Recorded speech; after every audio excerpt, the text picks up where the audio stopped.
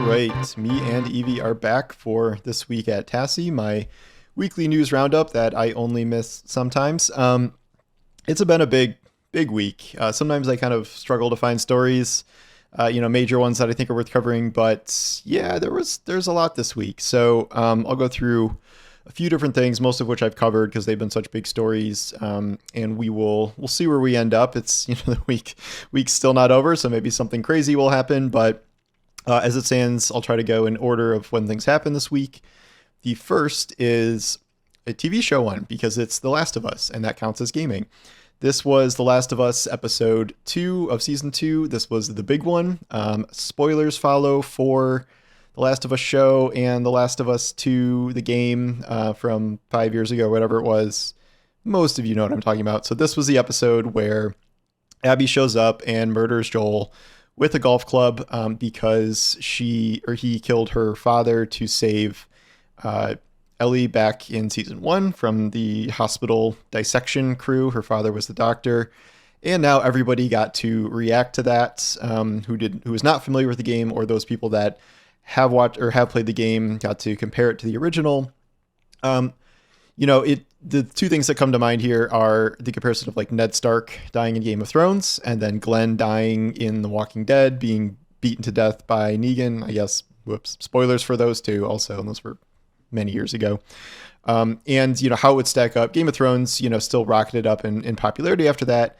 The Glenn thing, a lot of people said they quit. That was their last moment with the show. It was too awful. And then viewership always went down after that. This one, I don't know. I've heard, two different things. I have heard some people are like, well, I'm done watching. I didn't like that. Or I just like Joel. I don't want to watch anymore. So, there were certain people who also hated the decision to kill Joel in Last of Us Part 2. So that is not a huge shock. But there was theories that like they were going to avoid this. They were going to get around this somehow, or they were going to push it way back. You can't not kill Joel. I mean, you have to rewrite the entire next 2 seasons of the show. Like, the whole point is her, seeking revenge for Joel and learning Abby's story and stuff. As someone who played the game, I didn't love how this was handled or how this has been handled for the first 2 episodes here.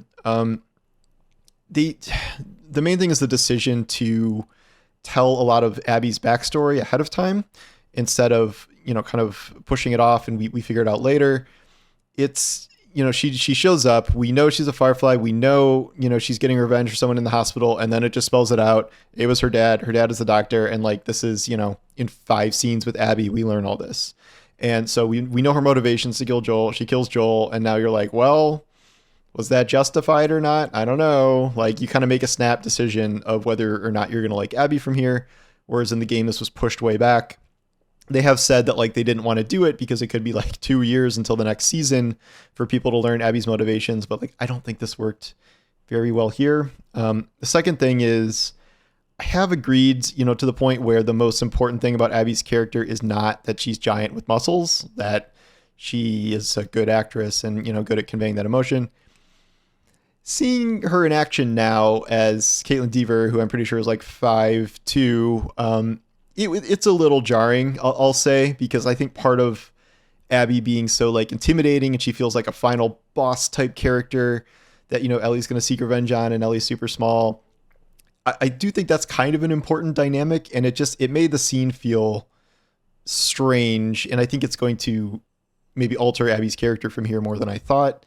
I don't know what the answer to that was, but I think Caitlin Dever's a great actress. It's just, that's something I didn't think I'd really care about, but it did end up kind of bothering me. So we'll see where things go from here, but there was a mix of reactions, and that was obviously going to be the most divisive moment of probably the whole series. I'm curious what will happen to viewership, if it'll actually change or not, but really weird split between Rotten Tomatoes audiences hating it and IMDb audiences loving it. No clue what's going on there, but I like the episode in general. I just wasn't wild about maybe some of the changes. Moving on to Switch 2 pre-orders. That was, as much of a clusterfuck as expected, I guess. It's the launch of any new console at this point is going to prove to be pretty difficult, pretty chaotic. Switch 2, sequel to the Switch, the 3rd most popular piece of hardware of all time. I think it's about to pass the DS, like with a couple million more units sold. We can complain about the price, $450, but it was a disaster, at the start with people's online shopping carts failing and, scalpers grabbing everything. And this is just went how it always does. There was no decrease in demand. Like, people are going to buy these as soon as they go online for the indefinite future. They'll probably even scramble more, given that who knows, prices may go up because of all this tariff stuff. We'll see about that. But and then in turn, I think that this is all going to validate Nintendo's decision to up prices, not just on the console. $80 Mario Kart, that's going to do fine because it is the biggest game. I mean, it is probably going to be the biggest game of the entire generation because the last Mario Kart was by a significant margin on the Switch. So, I mean, what are you going to do? Not play Mario Kart on the Switch 2? I don't think so. Not for the vast majority of Switch owners. So I think they can kind of get away with that, even if everyone's mad about it. I still think people are going to pay it. And, especially at launch here, that is going to be the main thing most people are playing. There is a Donkey Kong, which is great. But also we have to kind of look forward where if that works, is it going to work for the next game and the next game? Because, how many high profile Nintendo games will, quote, qualify for this? And it may start adding up. So we'll see. But I definitely think that this went kind of exactly as expected. I do think these prices are skewing pretty high. And I get why people are upset about it. And the whole, like, Nintendo can get away with anything and, they just get a pass. Well, Nintendo's getting away with anything and they're getting a pass. So not much has changed. And that's kind of where we are. We'll see where things roll out over the course of, the coming, month and a half to launch. It's June something. So it's pretty close to launch, and we'll see what happens with supply, demand, all that stuff. Well, demand will be there forever, but supply, and then how, people take Mario Kart at launch, which I imagine is going to be really good. So we'll see. So it's weird that a new console generation for at least one company is finally here, but it doesn't really seem to be going much differently than any of the others right now. Another huge story this week, the shadow drop of the Elder Scrolls for Oblivion remaster, which, can you call that a remaster? That is a remake, my friend. I don't know what else you would call it. Besides that, they remade essentially the entire game in Unreal 5. This was a shadow drop, except it's been leaking for years, if not months. 8 different leakers were saying it's going to be out in April, or it was before June. It's going to be out in April. It's going to be out this week. It's going to be out this day.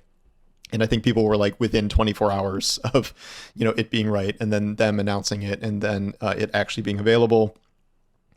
It's stunning. I mean, I downloaded it immediately. It got a ton of players right away, unexpected or as expected. It's incredible. If we're calling it a remaster, I've never played anything like that. It feels both so true to the original, but very much updated at the same time. Way more updates than I would have ever imagined with this being. Feels great to play for a game that came out 15, 20 years ago, somewhere in there. I'm stunned with how good it feels, how good it looks. Just incredible work on this all around. I can't believe that Virtuos pulled this off, and I feel like Microsoft maybe should have been hyping this up more. I don't, the shadow drops are always cool, but this seems like this really could have been advertised, and that would have, been totally fine. But whatever, it seems to be doing really well. I'm very happy for all of them that they managed to get this out, and it's so good. That's a huge story. That could end up being one of the bigger games of the year, depending on what comes out and how many people are interested in going back there, which for a remaster would be, pretty significant.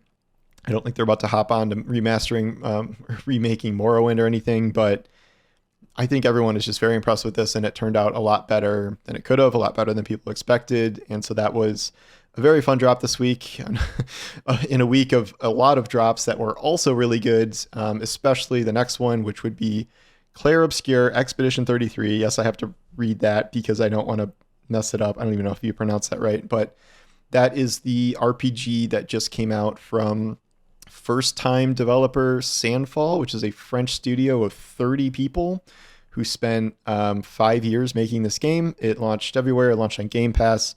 Game Pass is having a pretty good time here. They launched Oblivion. They launched this. They launched Blueprints. Pretty good. This game is instantly tied for being the best reviewed game of the year. It has a 92 on Metacritic. It is tied with Split Fiction. It's 1 point above Blueprints, I think. Easy game of the year contender. that's what everybody's saying immediately. We already have 3 easy Game of the Year contenders, and it's, not even May yet. I have not played it yet. I hear turn-based RPG and I'm like, but sometimes you hear just so many good things about a game and how much it's life-changing. And in this case, how they've modified kind of turn-based combat where it sounds really interesting. I'm going to play this. Like, I'm going to, over this, after this weekend, I'm probably going to start playing it next week and really dive into it. I've heard even the intro, the first 30, 60 minutes are incredible and making people cry. And like, what is this game? What is happening? I have no idea. I know Charlie Cox from Daredevil, like, voices the main guy, which is awesome.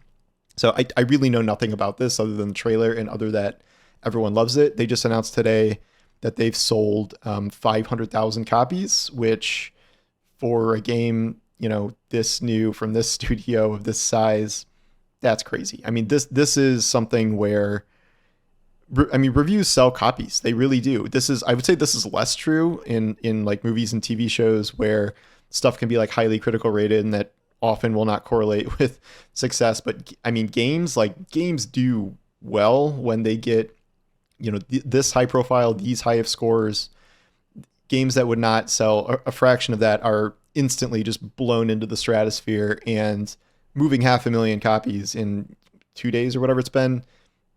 Absolutely fantastic for this studio. I expect this to go on to be a really big game. Not the biggest game of the year in terms of sales, obviously, but like for what it is, a really popular, powerful game. It would be very funny if GTA 6 came out this year and this still won Game of the Year. I kind of hope something like that happens, honestly, but I mean, we'll see. So I'm definitely going to play that. If you've played that, let me know what you think in the comments. I'm curious what you guys think about it in addition to what I've read online. So I'm excited to get into that.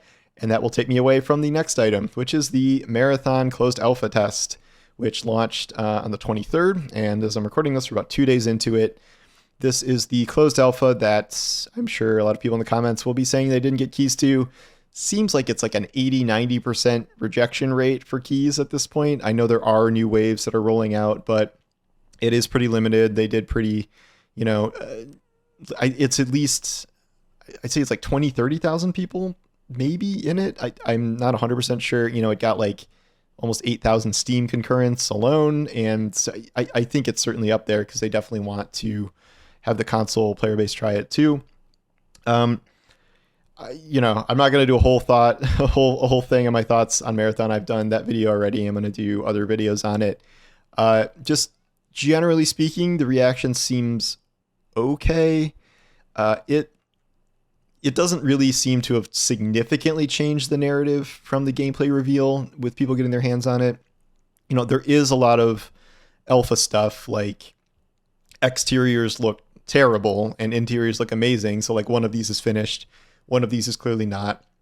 There's a lot of balance issues, just a lot. This PC aimbot thing with mouse aim assist to an extreme degree is like really riling up shooter players, especially shooter players from, other genres that are not remotely used to this, or, Destiny has some aim assist, but this is like pretty crazy.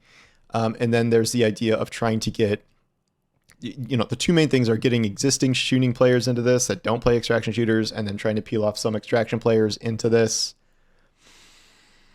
I don't know. I don't have like a ton of confidence this is going to be some huge breakout hit, but I also, this is not going to shut down after a week or a month or whatever. It's not going to be that either. I do want to see how it feels in practice when the open beta arrives in August or whatever, and at launch. But I'm just not seeing the big picture of like, this is going to explode onto the scene and really change things and really be this kind of big instant, Bungie Sony hit that they want to see. That's just not the impression I'm getting. I know there are some people that are like really, really positive about it, but generally what I'm seeing is kind of malaise to it's either like, well, as it turns out, extraction shooters aren't for me, which is, me. I have had some fun in it, certainly, and there's been some fun moments, but yeah, I don't know if this is going to convert a significant amount of people to become extraction people if they haven't been already with existing options. And then there's the matter of like, can you get Tarkov players to come play this in any meaningful capacity? It seems even less likely to me, honestly, based on what I've seen, but we'll see. It's a closed alpha. Not going to write anything off now, but it would have been nice to have everyone get their hands on it and be like, whoa, like, I get it. I see the vision now. Like, this is going to be big. And like, I'm not seeing that. So we'll see. I'll play a little bit more of the closed alpha today, probably, and then maybe a little bit over the weekend if I have time. And then I'm moving to Clair Obscur. I mean, I'm not going to invest too much into this when everything's going to be erased in 6 days. So, I'll go back to talking about it and my thoughts in the larger place in the market and stuff eventually.